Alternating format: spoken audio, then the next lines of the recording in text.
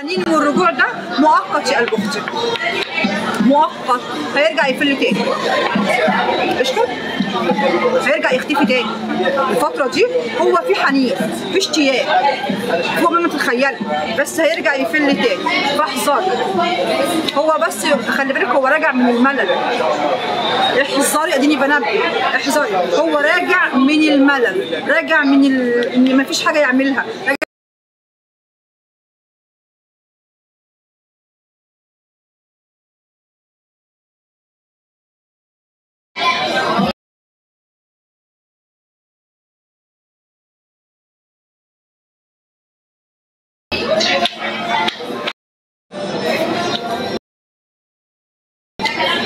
بحياته هو لا، حاليا لا، مفيش.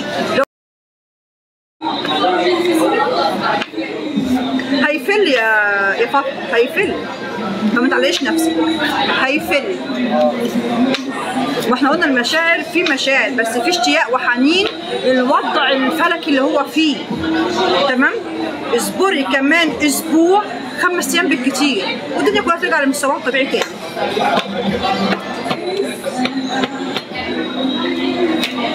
قشطه؟ متعلقيش نفسك بيه. طيب قولي لي الشخص التاني اسمه كده، ده خلاص. عايزه حاجه تاني من طاقه خارج؟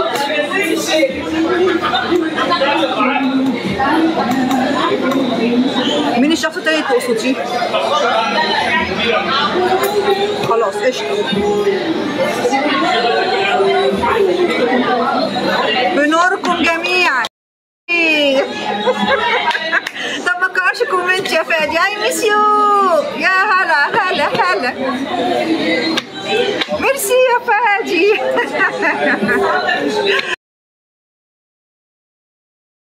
اي ميس يو. ما تقراش كومنت يلي تنضرب، توقع الريتش، هو واقع لوحده.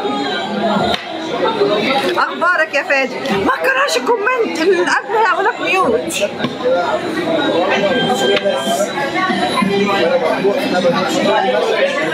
هو ايه اللي يلي يا فاطمه؟ مش فاهمه. اما اخلص والله حاضر فاطمه اشوف كل الموجودين. اما عندي فادي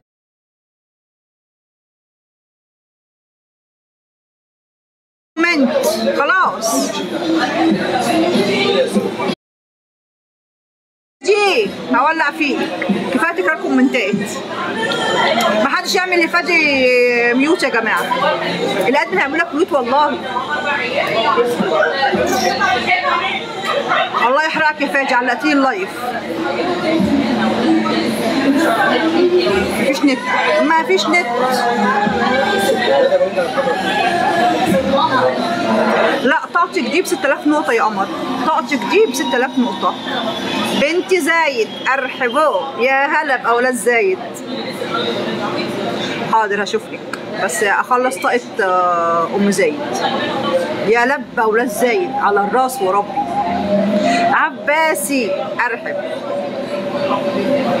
لا أولاد زايد دول لهم خاصة، بصوا حاجة كده في قلبي كده، حاجة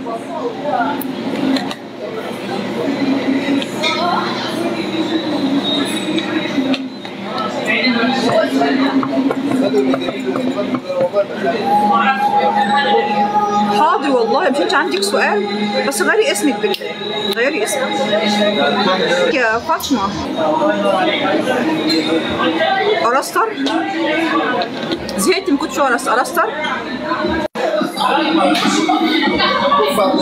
بسمع. طيب يلا نرصه ونرجع تاني، يلا.